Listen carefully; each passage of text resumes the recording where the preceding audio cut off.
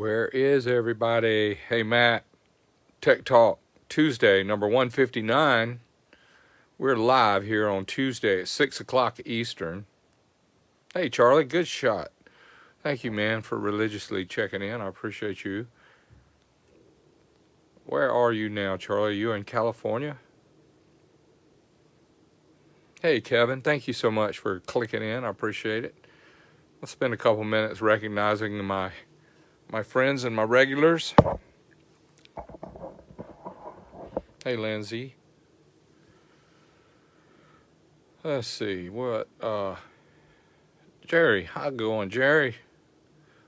Had a great Tech Talk Tuesday, number 158 last week. We were able to talk about some hood scoop stuff and some air gathering. Hey, Alden, way down there from the Caribbean or the Caribbean. Hey, John. Appreciate you guys clicking in. Thank you for a whole shot watching, Jerry. Yep. Thank y'all. All right, we're gathering up enough momentum now to get this rolling. Hey, Cash. I'll probably like that name forever. Spill it. All right. I wrote down a little note here that says these are my opinions of what I think I know. Hey, Steven. Hey, Jim Bob, my brother in Airflow. Appreciate you sharing, spending some time with us. Thank you, sir. So anyway, I always write down a couple things just to make sure. Hey, Larry, good to see you again, my old friend. The flow bench, the dyno, and the track. Those are my three kind of judges. Hey, Scott, Theodore, yeah, my flow bench gives me a result. My dyno gives me a result. And, hey, Jim, on time, 2 weeks in a row. Let's everybody give a big star to Jim. Come on, Jim. There you go. Here's a big star for you, Jim. 2 weeks in a row on time. Jim got a shout out today. Check it out. Hey, Steven. That's going to make you laugh. I promise it is, Jim. You can't help it. But I think it's got a 20-second delay. But thank y'all for clicking in. Thank everybody for checking up on here. Hey, Bruce. All right, so I wanted to tell you that, Steve, what's up? Hey, Tom. Yeah, I got a couple things I'm going to share with you. I want to tell you about, pick up a little bit where we left off last week. I got some thoughts to add to the where we were last week. And if you didn't see last week, that's okay. You can go back and look later. It's this same time 7 days ago. Hey, Donald. Hey, Marty. Hey, Joe. I just wanted to say this. It was a good little exercise and a discussion about what things I think I know. Hey, Josh.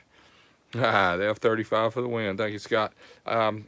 Anyway, that's a story another day. But what I wanted to tell you about today is a lot of folks, hey, Mike, a lot of folks don't realize that most of the V8s in the world are a 90-degree V, which is pretty easy to say. It's like a 90-degree angle right here. And the Harleys, now I'm not talking about all Harleys because some are not, but I would say 99% of the Harleys in the world are a 45 degree, which means the 90-degree angle that the V8 has been stood up to about half of that. So these are almost straight up cylinders compared to the V8. Everybody with me so far on that? So when you have a V8 with a 4 cylinders on this side and 4 cylinders on this side, the 720 degrees it takes to complete all 4 cycles, you got 4. You have the intake stroke, the compression stroke, the power stroke, and the exhaust stroke. So on a V8, there is one firing every 90. That equals to 720. This is like an electric engine. This runs, it fires 90, fires 90, fires 90, fires 90. Now, I mean, all you engine guys that build engines for a living, you guys know this. But we have an audience here that's not always professionals. We have a wide range of people that are just wanting to learn. Some people just want to see if I'm saying it right based on what they've learned, and everybody in between. It's really great. I'm proud to have everybody on here and everybody watching. Hi, Ken. Hey, Lee. So I wanted to share that with you that the Harley V-Twins, it's not just the front 2 cylinders or the back 2 cylinders of a V8. It is a V8 that's stood up to 45 degrees. Now, this creates a really strange dynamic in the intake manifold. It also creates a very strange dynamic in the exhaust system, because this V8, this style engine, is so consistently 90, 90, 90, 90, 90, 90, 90 that you can have pretty equal length intakes, pretty equal length exhaust. This is the intake, and this would be the exhaust.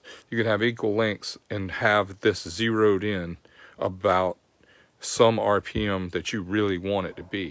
This guy right here, this is big trouble for tuners. Only one pipe is the right length, one is the wrong length. One's good for low end power, one's good for top end power. And this intake manifold right here, see if you can follow this, because this is deep right here. And if you're a rookie at this, please try to follow. But this right here, this has one cylinder fires, 90 degrees later another cylinder fires, 90 degrees later another cylinder fires, and they take turn. On the Chevrolet, the old Chevys is 1, 8, 4, 3, 6, 5, 7, 2. That was the firing order in the distributor, and each cylinder would fire 1, 8, 4, 3, 6, 7, 2. Over here, it fires 1, 2, 1, 2, 1, 2, 1, 2. It's 2 cylinders. This is 8 cylinders, okay? The sound seems goofed up. Oh, no. Thank you for saying that, Jim. But I don't know what to say about it. Somebody give me a sound check. Am I coming in garbly? I do talk. One guy from Switzerland told me one time at a presentation, he said, I like, but you talk like potatoes in mouth. Okay, well, that's just my southern accent. Let me know, you guys. Give me a sound check. Hey, Riddell. Nope. Hi. Sounds great. Thank you, Ken. All right. You know, Jackie tells me all the time. She says, you know, you need to get your hearing checked. And I said, why? She said, you don't hear everything I say. And, you know, just me and you and the guys talking here, I hear most everything I want to hear. I call it selective hearing loss. And most of you guys know what I'm talking about. But, yep, sounds good in Florida. Hey, Michael. Hey, John. All right, I'm going to go back to this story right quick instead of reading y'all's names. Thank you for tuning in. I'll look at the names in a little bit, and I'll look at all the great comments and answer some questions. But back to this. What I wanted to say is this fires 720 degrees to get one stroke done, one of the 4 cycles done. And it takes all 4 cycles to get this 4-stroke engine done. And the 4 strokes are the intake stroke, the compression stroke, the power stroke, and the exhaust stroke. Okay, let's go over here and look at this. Can you guys see this right here? I do have weak Wi-Fi here. That's for sure. And if it is, I'm struggling with it. I have bought everything I can buy to jack this thing up. But anyway, this guy's 90, 90, 90, 90, 90, 90 equals 720. This one is 405 and 315 equals 720. You're like, what? How is that? Well, that's why a Harley sounds so weird. Hey, thank you, Joe. Thank you, Scott, Michael. Right here, look at this. This rear cylinder fires first. Then it goes 300. Nope, it goes 405. I'm going to let you see this number right here. 405. The rear cylinder fires, then the crankshaft goes 405 degrees, which I think is, it fires, and then it goes 45 degrees, then it goes 360 degrees. Let's add it up and see if that's correct, if I'm getting my math right. All right, the rear fires, and then it goes 45 degrees plus 360 degrees equals 405. Watch this, you guys.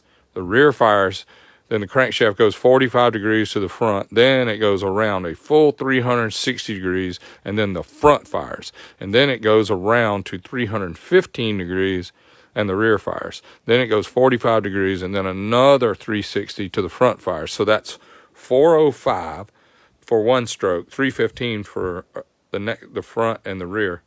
405, 315, 405. Now look how far apart these are.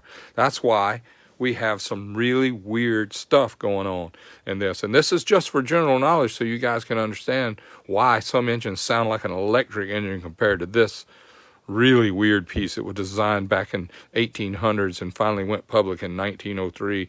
Harley started selling these to people in 1903 with this same combination. And it's been loved and hated for 120 years. Okay, 119, I think. But it's something like that. It's been loved and hated pretty religiously. But this is what I want to tell you about the hood scoop side of it. On our Pro Stock bike,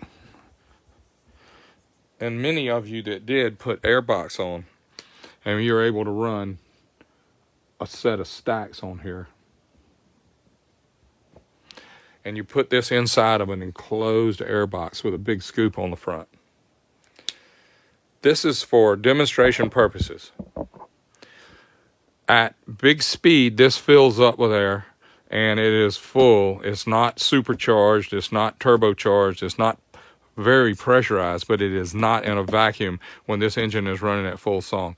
So this plenum, I'm going to call this the plenum. It's really the scoop, the hood scoop, the air box. You can call it an air box. Pro Stock motorcycles run them. Pro Stock cars run them. Many vehicles run an air box now. But what this has done is this created a situation where we have a certain amount of pressure. Let's say it's 10 inches of water pressurized in here, waiting for the intake valve to open. All right, this rear cylinder gets 405 degrees of saturation time, so it builds up a little bit more boost. When the 315 guy opens, let's say it's this is going to sound a little confusing, but the rear fires, and there's 10 inches of pressure in here, and the rear takes an intake stroke. 10 inches of pressure goes in there. Well, that air box gets depleted almost instantly, and then it has to go all the way around, so the pressure builds up. So this front cylinder gets more air pressure in this throttle body than this one does, because there is only 315 degrees of time for this to build back up to 10 inches, and there is 405 degrees for this cylinder to get it. So on our Pro Stocker, it was always a question to me, why did we have to add more fuel to the front cylinder than the back? Sometimes it was 5% more we had to feed. And we learned, and my friend Steve Nichols helped me to learn, is to treat them like two different engines. This one is a different engine, and this one is a different engine. And we could only measure the airbox pressure as a common chamber. We were getting 10 inches, 12 inches, 15 inches, whatever you see going down the racetrack.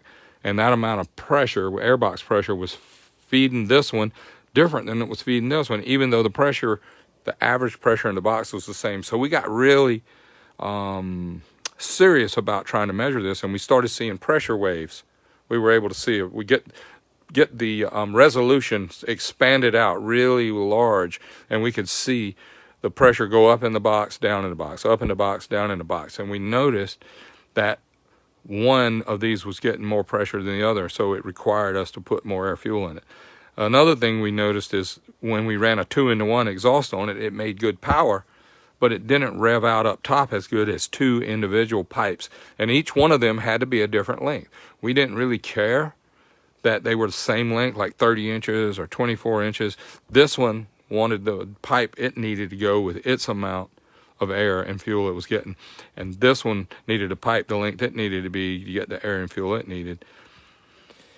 And it just taught us a bunch. And then there's a lot going on in here where the windage going off in here like this one. I've told you all about this before, but the wrap around the crankshaft in this V8, the oil is wrapping around this like a rope. And when it goes by the driver's side, this would be in a V8, this would be the driver's side, and this would be the passenger side. So when the windage is going by this cylinder, it just skips right over here, so this side doesn't get as much oil cooling as this side. So when this windage and rope effect comes around, it sprays up in this cylinder and it misses this cylinder. So this will require different ignition timing than this one. And the same thing can be found over here. You'll end up changing 1 or 2 degrees different timing front to rear because of what's going on in the crankcase with the windage. Are you getting more oil cooling the bottom of this piston, or you get less oil cooling the bottom of this piston? Then on an air-cooled V-twin, you got more wind blowing on the front, and you got this one's back in the wake of the front one, so it's not getting as much wind. So those are some considerations that kind of throw us for a kink. Hey, Wink. Hey, Chris. Hey, Mike. I just wanted to share, those are some ideas that I see. And then this electric stop, this is not electric. I just call it, it runs like a motor compared to this. This is a beast. And then I've got friends on here now that also run a 1-cylinder, and man, they just got one engine, 1-cylinder, and they better have some flywheel inertia going on here so it will come back up. If I went over that too fast or too broad or too, yep, they've got 60 degrees also. And the NHRA, very good point. The NHRA Pro Stock engine, the V-twin, is 60 degrees, not 90. So it's got more room for bigger bore without them hitting each other. There's room on the 60 degree V-twin to have more bore size without the cylinders hitting each other at the bottom. That's why they run a 60 on that, and that's really not even fair looking 60. 60 would probably look more like this. But they also break this up. The 405 changes again by 30 more degrees different on these, and I don't have the numbers right off the top of my head, but the older you get, the more of that happens to you. But I'm gonna change over to a different subject now. If I wore you out enough on that's part of the hood scoop and the airbox thing. And the last story about that I want to share with you is all engines want more air and fuel. I have not met one, worked on one yet, that would rather have less airflow and less fuel to burn, because we don't make any horsepower burning air. We only make horsepower by burning fuel. The hydrocarbon in the fuel burns and makes the power. So there is a number that matters, how much the ratio is. And the accepted number in our industry, as I say every week, is 13:1. That's not compression ratio. That is air to fuel. 13 parts fuel. Nope, I said it wrong. 13 parts air to 1 part fuel. Now, before I get run over here, I got to tell you guys, nitromethane wants probably 1 part air and 1 part fuel, so it's probably less than 2-to-1 air-fuel ratio. Methanol might be 5 or 6-to-1.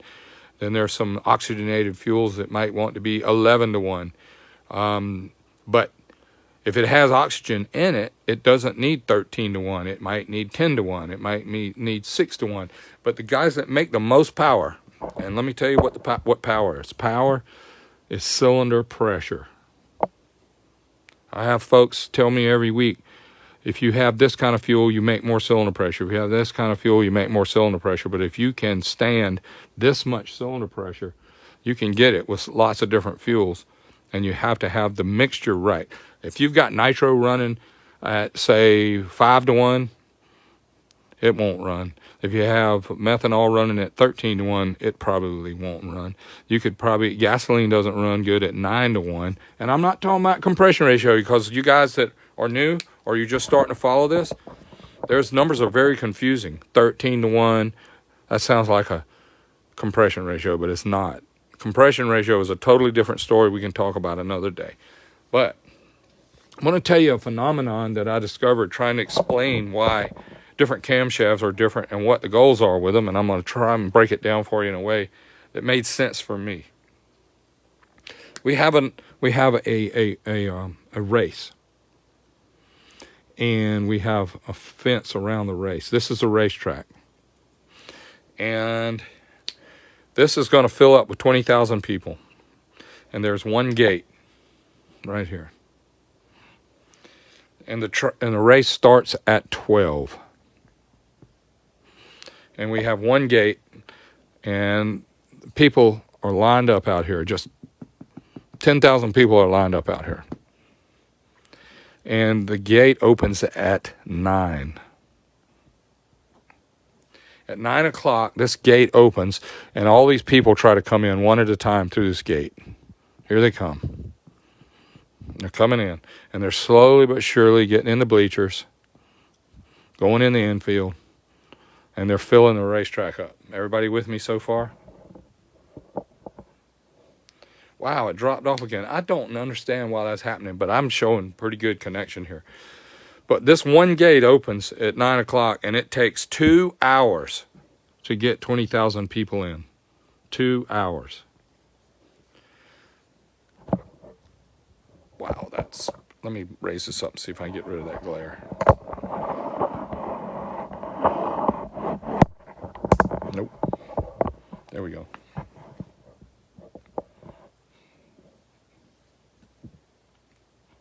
All right, it didn't drop off that time. I was just not talking.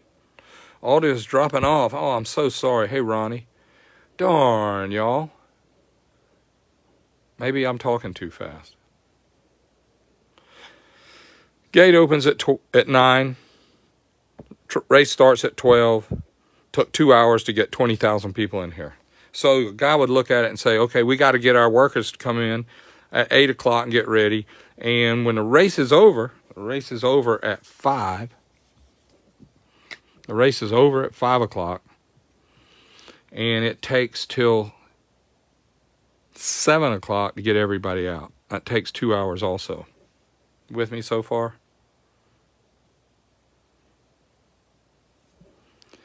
So it's 2 hours to get 20,000 people out through this one gate, and it's 2 hours to get 20,000 people in through this gate. So why wouldn't a man or a woman or a promoter put more gates? Okay, the parking lot's over here, so let's put 3 gates in. Got 3 gates. Now we can get 20,000 people in here in less than 1 hour. So now we can empty the track in the afternoon by 6 o'clock. We can open the gate at, say, we can open the gate at 10, and we can have the stands full by 11 for pre-race ceremonies. It only takes 1 hour now to get everybody in and 1 hour to get everybody out. What we just did is we added more duration and more lift to our flow. Because time is money. We had to bring our employees in 3 hours early with the one gate. We had to let them off 3 hours after the race with the one gate. And by having, this is why 2 valves and 4 valves run so much better. If you have a 2-valve head, it's got more gates and we can get more in less time. And if you have, no, we have, instead of, I made it confusing, 2-valve and 4-valve. Let's go to 2 gates.